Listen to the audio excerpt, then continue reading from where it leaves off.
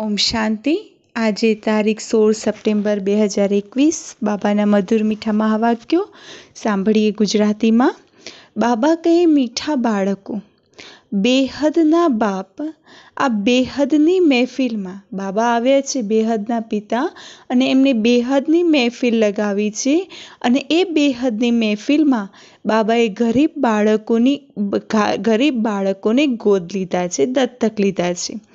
અને એમને આ દેવતાઓની મહેફિલમાં આવવાની જરૂર હોતી નથી. શિવ બાબા આવે છે, સંગમ પર આવે છે અને ગરીબ બાળકોને દત્તક લે છે અને અત્યારે મહેફિલ જામે છે.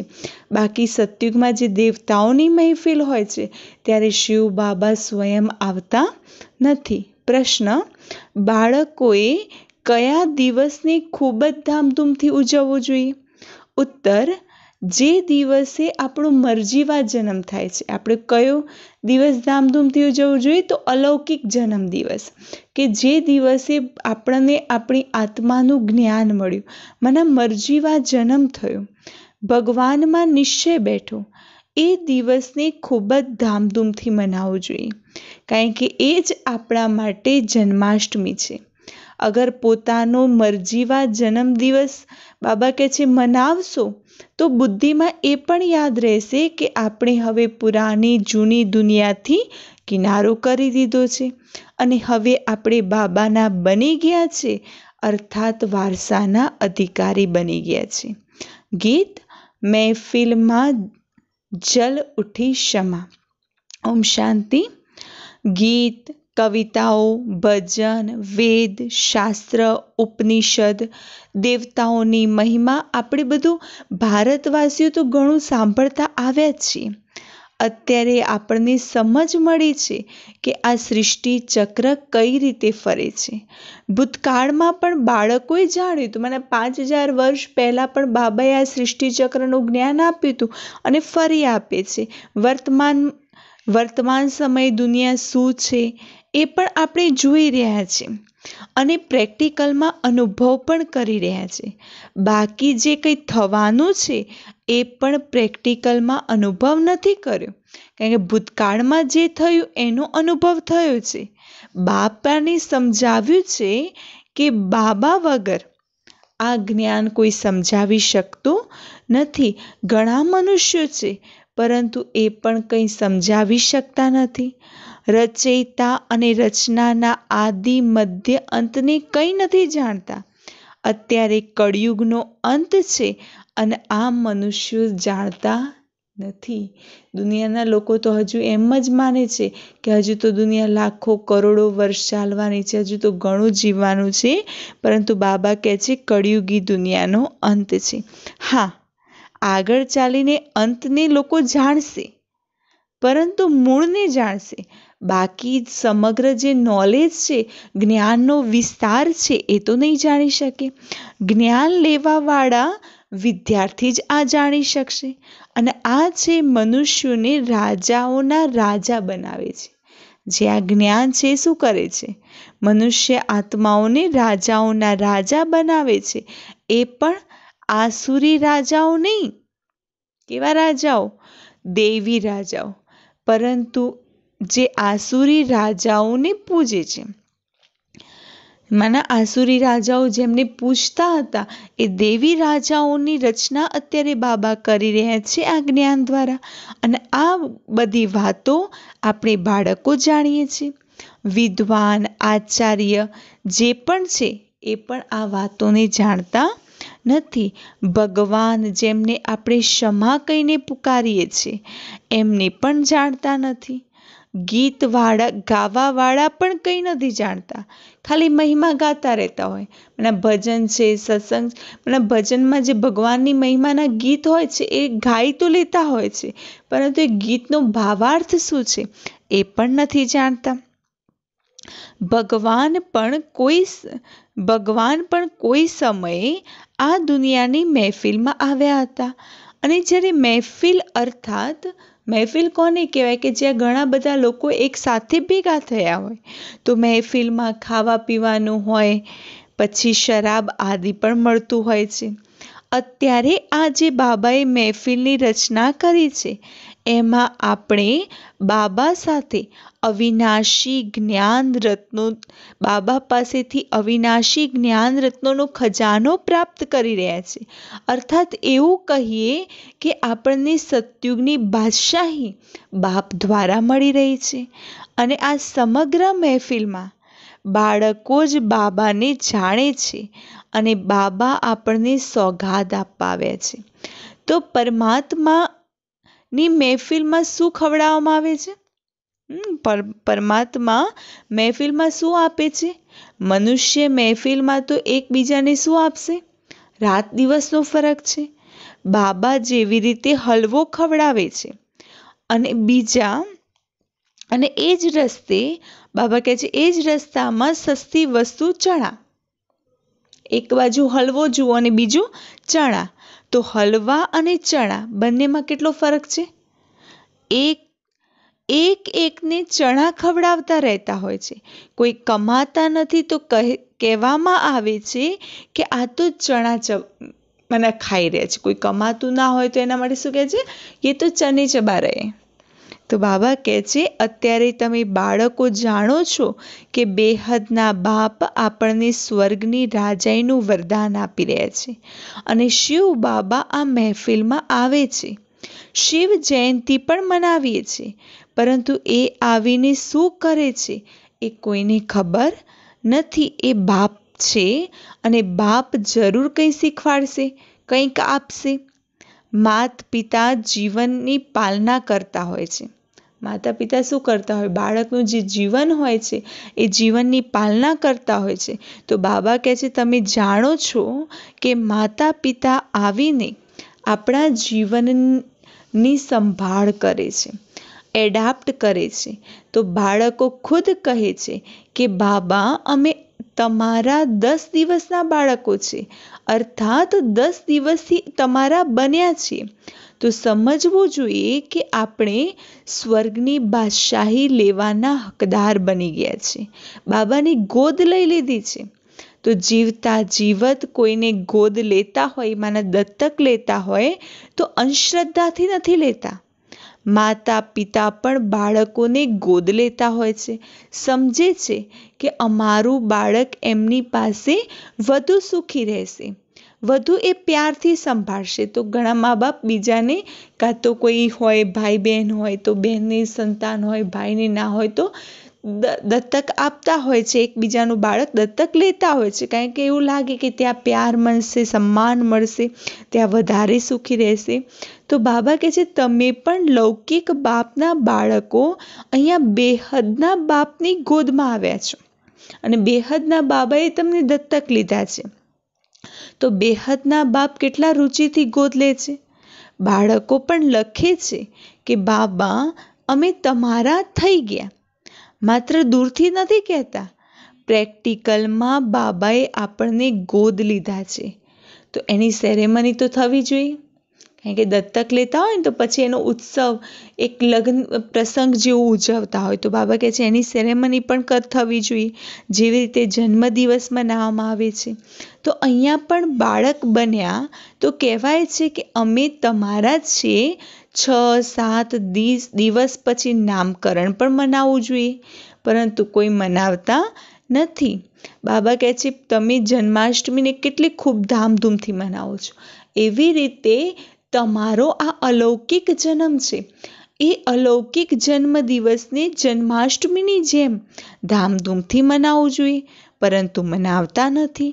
જ્ઞાન પણ નથી કે આપણે આપણી જયંતી મનાવી છે. 12 મહિનાના થઈએ તો મનાવીએ છીએ. અરે બાબા કહે છે અરે પહેલાં તો નહોતા મનાવતા, 12 મહિના પછી કેમ મનાવો છો? જ્ઞાન જ નથી, નિશ્ચય નથી. એકવાર જન્મદિવસ મનાવ્યો તો એ પાક્કો થઈ ગયો. અને અગર જન્મદિવસ મનાવીએ છીએ, મનાવતા પછી ભાગંતી થઈ ગયા તો સમજ્યા કે મરી ગયા. જન્મદિવસ ભલે મનાવીએ છીએ, પરંતુ ક્યારેક ભાગંતી થઈ ગયા તો શું સમજવામાં આવે? હવે મરી ગયા, હવે જન્મદિવસ મનાવવાનો નહીં આવતો. જન્મ પણ કોઈ ખૂબ ધામધૂમથી મનાવતા હોય છે. કોઈ ગરીબ હશે તો ગોળ ચણા વેચીને મનાવશે, વધારે નહીં પણ એટલું તો કરશે. તો બાળકોએ પૂરી રીતે, બાબા કહે છે, બાળકોને પૂરી રીતે સમજમાં નથી આવતું, એટલા માટે ખુશી પણ નથી રહેતી. જન્મદિવસ મનાવે તો યાદ પણ પાક્કી બને, પરંતુ એ બુદ્ધિ નથી. આજે ફરીથી બાબા સમજાવે છે કે જે નવા નવા બાળકો બન્યા એમને નિશ્ચય હોવો જોઈએ તો જન્મદિવસ મનાવશે, કે ફલાણાનો દિવસ છે, આપણે નિશ્ચય હોવો જોઈએ. જેવી રીતે જન્માષ્ટમી આપણે ઉજવીએ છીએ તો જન્માષ્ટમી શરૂ થાય છે ને, તો બાળકોએ પણ બાપ અને વારસાને પૂરા યાદ કરવા જોઈએ. તો બાળકો ક્યારે પણ ભૂલતા થોડી હોય છે કે હું ફલાણાનું બાળક છું. કોઈ બાળક હોય ક્યારે પોતાના મા બાપને ભૂલશે કે હું આનું બાળક છું? હા, કહે છે કે બાબા તમે અમને યાદ નથી પડતા. તો એવી રીતે અજ્ઞાન કાળમાં પણ ક્યારેય નથી કહેતા. યાદ ન આવવાનો તો સવાલ જ ના ઉઠવો જોઈએ. બાબા કહે તમે બાપને યાદ કરતા રહો, કારણ કે બાપ તો બધાને યાદ કરતા હોય છે. કારણ કે બાબા માટે બાબા શું કહે છે? બધા જ અમારા બાળકો કામચિતા ઉપર બળીને ભસ્મ થઈ ગયા છે. તો બાબા કહે છે એવી રીતે બીજા કોઈ ગુરુ કે મહાત્મા આદિ નહીં કહે, આ તો ભગવાન વાચ છે કે બધા જ મારા બાળકો છે. ભગવાનના તો બધા જ બાળકો છે. બધા આત્માઓ પરમાત્મા બાપના બાળકો છે. અને બાપ પણ જ્યારે શરીરમાં આવે છે ત્યારે કહે છે કે આ બધી જ આત્માઓ મારા બાળકો છે. કામચિતા ઉપર બેસીને ભસ્મીભૂત તમો પ્રધાન બની ગયા છે. તો ભારતવાસી કેટલા આયરન એજ થઈ ગયા છે. તો કામચિતા ઉપર બેસી કેટલા કાળા બની ગયા છે. તો જે પૂજ્ય નંબર 1 ગોરા અને સફેદ હતા એ અત્યારે પૂજારી કાળા બની ગયા છે. સુંદરથી શ્યામ. આ કામચિતા ઉપર બેસવાથી બાબા કહે છે ગોયા સાપ પર ચડવા જેવું છે. કામ વિકારમાં જવું માના સાપ પર ચડવા જેવું. વૈકુંઠમાં તો સાપ આદિ હોતા નથી કે જે આપણને ડંખ મારશે, એવી તો કોઈ વાત છે નહીં. તો બાબા કહે છે 5 વિકારોની પ્રવેશતા થવાના કારણે તમે તો જેવી રીતે જંગલી કાંટા જેવા બની ગયા છો. કહે છે કે બાબા અમે માનીએ છીએ કે અમે જંગલના કાંટા સમાન બની ગયા છે, એકબીજાને ડંખ મારીને ભસ્મીભૂત થઈ ગયા છે. તો ભગવાનનું વાચન, ભગવાન શું કહે છે? મુજ જ્ઞાન સાગરના બાળકો જેમને મેં 5000 વર્ષ પહેલાં પણ આવીને સ્વચ્છ બનાવ્યા હતા, આજે એ જ પતિત કાળા બની ગયા છો. તો બાળકો જાણે છે કે અમે સફેદમાંથી કાળા બની ગયા. કેવી રીતે બનીએ છીએ? સમગ્ર 84 જન્મોની હિસ્ટ્રી, જોગ્રાફી સાર સ્વરૂપમાં બુદ્ધિમાં છે. અને આ સમયે તમે જાણો છો કે કોઈ 5-6 વર્ષથી લઈને પોતાની બાયોગ્રાફીમાં જીવન કહાની જાણતા હોય છે. અને જ્યારથી સમજ ના થાય ત્યારથી જે હોય એમની પોતાની જીવન કહાણી નંબરવાર બુદ્ધિ અનુસાર યાદ હોય છે. તો હરેક પોતાની પાસ્ટ બાયોગ્રાફીને જાણતા હોય છે કે અમે પહેલાં કયા કયા ખરાબ કાર્ય કર્યા હતા. મોટી મોટી વાતો તો બતાવવામાં આવે છે કે અમે શું શું કર્યું.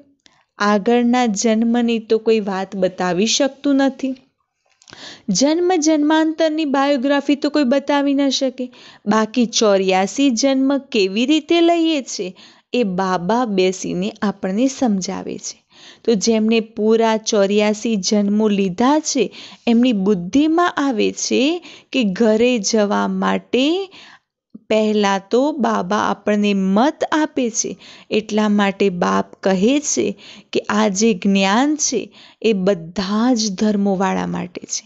અગર મુક્તિધામ ઘરે જવા માંગો છો તો પહેલાં ઘરે જવા માંગો છો તો બાપ જ લઈ જઈ શકશે, બીજું કોઈ લઈ નહીં જઈ શકે. અને સિવાય બાપના બીજું કોઈ નથી કે જે આપણને પોતાના ઘરે પરમધામ લઈ જઈ શકે. કોઈની પાસે આ યુક્તિ છે જ નહીં કે જે બાપને યાદ કરે અને એ ત્યાં પહોંચે. પુનર્જન્મ તો બધાએ લેવાનો છે.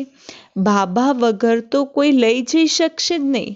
મોક્ષનો વિચાર તો ક્યારેય નથી કરવાનો. બાબા કહે છે મોક્ષ મુક્તિ એનો વિચાર તો ક્યારેય ના આવવો જોઈએ, કારણ કે એ તો મળતું જ નથી. આ તો બાબા કહે છે અને અનાદિ બનેલો નાટક છે અને એમાંથી કોઈ નીકળી શકતું નથી. બધાના એક પિતા છે કે જે લિબરેટર ગાઈડ છે અને એ આવીને આપણને યુક્તિ બતાવે છે કે મને યાદ કરો તો તમારા વિકર્મ વિનાશ થશે, નહીં તો ખૂબ સજાઓ ખાવી પડશે. પુરુષાર્થ નથી કરતા તો સમજે છે કે આ કોઈ કામના છે નહીં. મુક્તિ, જીવન મુક્તિનો રસ્તો તો તમે બાળકો નંબરવાર પુરુષાર્થ અનુસાર જાણો છો. હરેકને સમજાવવાની રફતાર પોતપોતાની હોય છે. તમે પણ તો કહી શકો છો કે આ સમય પતિત દુનિયા છે. કેટલી મારામારી, લડાઈ ઝઘડા આદિ થતા રહેતા હોય છે. સતયુગમાં તો આ થતું નથી. અત્યારે કળિયુગ છે અને આ તો બધા જ મનુષ્યો માનશે કે અત્યારે કળિયુગી દુનિયા છે. સતયુગ, ત્રેતા, સોનાની દુનિયા, ચાંદીની દુનિયા અને બીજી ભાષાઓમાં પણ ઘણા નામ લખતા હોય છે. ઇંગ્લિશ તો બધા જાણે છે. ડિક્શનરી પણ હોય છે ને ઇંગ્લિશ હિન્દીની, અને શબ્દકોશ. અંગ્રેજ લોગ બાબા કહે છે ખૂબ સમય રાજ્ય કરીને ગયા તો એમની ઇંગ્લિશ કામમાં આવે છે, કારણ કે અંગ્રેજો અહીંયા રાજ્ય કર્યું તો અંગ્રેજી ભાષા આપીને ગયા. મનુષ્ય આ સમય એ નથી માનતા કે અમારામાં કોઈ ગુણ નથી, કારણ કે આજે કોઈને કહે કે તારામાં આ ગુણ નથી તો ક્રોધિત થઈ જાય છે. તો બાબા અને અત્યારે આ સમય બધા જ મનુષ્યો માને છે કે અમારી અંદર કોઈ ગુણ નથી, માટે કહે છે કે બાબા આવો અને આવીને રહમ કરો, ફરીથી અમને પવિત્ર બનાવો, કારણ કે અમે પતિત છીએ. અત્યારે તમે બાળકો સમજો છો કે પતિત આત્માઓ એક પણ પરત પરમધામ વાપસ જઈ શકતી નથી. બધાએ સતો રજો તમોમાં આવવાનું જ છે. અને હવે બાપ આ પતિત મહેફિલમાં આવ્યા છે તો કેટલી મોટી મહેફિલ છે. તો બાબા કહે છે હું દેવતાઓની મહેફિલમાં ક્યારેય નથી આવતો કે જ્યાં માલ, ઠાઠ, 36 પ્રકારના ભોજન મળી શકે, ત્યાં હું આવતો નથી. જ્યાં બાળકોને રોટલી પણ નથી મળતી, એમની પાસે આવી એવા બાળકોને દત્તક લઈ પોતાનું બાળક બનાવી વારસો આપું છું. સાહુકારોને ગોદ હું નથી લેતો. બાબા કહે છે એ તો પોતાના જ નશામાં ચકનાચૂર છે. ખુદ કહે છે કે અમારા માટે તો સ્વર્ગ અહીંયા જ છે.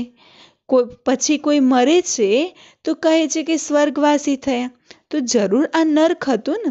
તો બાબા કહે છે તમે કેમ નથી સમજતા? અત્યારે ન્યૂઝપેપરમાં પણ યુક્તિયુક્ત બાબા કહે છે કોઈ વાતો તો છે જ નહીં. બાળકો પણ જાણે છે કે આપણો ડ્રામા પુરુષાર્થ કરાવે છે અને આપણે જે પુરુષાર્થ કરીએ છીએ એ પણ ડ્રામામાં નોંધ છે. પુરુષાર્થ કરવાનો પણ જરૂર છે. ડ્રામા પર બેસી નથી જવાનું. હરેક વાતમાં પુરુષાર્થ જરૂર કરવાનો છે. કર્મયોગી, રાજયોગી છે તો બાબા કહે છે કર્મયોગી, હઠયોગી, દુનિયામાં છે કર્મ સંન્યાસી, હઠયોગી. આપણે છીએ કર્મયોગી, રાજયોગી. તો બાબા કહે છે તમે તો બધું જ કરી શકો છો. ઘરમાં રહો, બાળકોની સંભાળ પણ કરો છો. એ બાબા કહે છે કર્મ સંન્યાસી હોય છે તો ઘર બહાર છોડીને ભાગી જાય છે જંગલમાં. એ તો સારું નથી લાગતું, પરંતુ એ એમની પવિત્રતાના બળ ભારત માટે જોઈએ એ પણ સારું છે.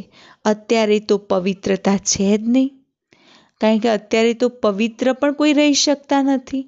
એવા નથી કે કોઈ પવિત્ર દુનિયામાં જઈ શકે. સિવાય બાપના કોઈ લઈ પણ નથી જઈ શકતું ને. તો અત્યારે બાબા કહે છે, તમે જાણો છો કે શાંતિધામ આપણું ઘર છે, પરંતુ ત્યાં જઈએ કઈ રીતે? ખૂબ પાપ કર્યા છે, ઈશ્વરને સર્વવ્યાપી કહી દીધા છે. આ ઇજ્જત કોને ગવાઈ? શિવ બાબાની. બાબા કહે છે ભગવાનને સર્વવ્યાપી કહે તો કોની ઇજ્જત જઈ? તો શિવ બાબાની. કૂતરા બિલાડા કણ કણમાં ભગવાનને બતાવી દીધા છે. તો અત્યારે રિપોર્ટ કોને કરો? તો બાબા કહે છે હું જ સમર્થ છું, મારી સાથે ધર્મરાજ પણ છે, અને આ બધા માટે કયામતનો સમય છે. બધાએ સજાઓ આદિ ભોગવી વાપિસ પરમધામ જવાનું છે. ડ્રામાની બનાવટ એવી બનેલી છે, સજાઓ તો ખાવી જ પડશે જરૂરથી, અને એ પણ સાક્ષાત્કાર પણ થશે સજાઓનો. ગર્ભ જેલમાં પણ સાક્ષાત્કાર થતા હોય છે કે તમે આ કામ કર્યા છે એની આ સજા મળે છે. ત્યારે તો કહે છે કે અત્યારે જ્યારે ગર્ભમાં હોય છે તો બાળક પુકારે છે કે અમને આ જેલમાંથી બહાર કાઢો, અમે બહાર આવીને આવા કોઈ પાપ નહીં કરીએ. તો બાબા અહીંયા સન્મુખ આવી આ બધી જ વાતો આપણને સમજાવે છે કે ગર્ભમાં સજાઓ ખાઈએ છીએ, અને એ પણ જેલ છે કે જ્યાં દુઃખની લાગણી અનુભવ થતી હોય છે. સતયુગમાં કોઈ પણ પ્રકારની જેલ નથી હોતી, ચાહે સ્થૂલ બહારી કોઈ જેલ નથી હોતી કે ગર્ભ જેલ બી નથી હોતી કે જે આપણી સજાઓ ભોગવવી પડે.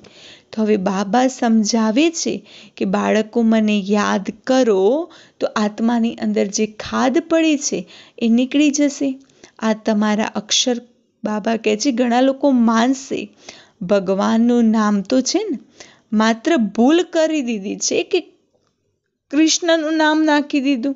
હવે બાપ પણ બાળકોને સમજાવે છે એ જે સાંભળો છો તો સાંભળીને ન્યૂઝપેપરમાં, બાબા કહે છે નાખોમાંના ન્યૂઝપેપરમાં જવા દો. શિવ બાબા આ સમય બધાને કહે છે કે 84 જન્મ ભોગવી તમો પ્રધાન બની ગયા છો. હવે ફરી હું રાય આપું છું, મને યાદ કરો તો વિકર્મ વિનાશ થશે અને ફરી તમે મુક્તિ જીવન મુક્તિ ધામમાં ચાલે જશો. બાબાનું ફરમાન છે, આજ્ઞા છે, મને યાદ કરો તો આત્માની અંદર જે ખાદ પડી છે એ નીકળી જશે. અચ્છા, બાળકોને કેટલું સમજાવ્યું અને કેટલાએ સમજાવ્યું? अच्छा, मीठे मीठे सिकिलदे बच्चों प्रति मात પિતા બાપ દાદાના યાદ પ્યાર અને ગુડ મોર્નિંગ. રૂહાની બાપને રૂહાની બાળકોની નમસ્તે. રૂહાની બાળકોને રૂહાની બાપ દાદાને યાદ પ્યાર, ગુડ મોર્નિંગ અને નમસ્તે. ધારણા માટેનો મુખ્ય સાર છે, હરેક વાત માટે પુરુષાર્થ કરવો જોઈએ. ડ્રામા કહીને બેસી નથી જવાનું. કર્મયોગી રાજયોગી બનવાનું છે.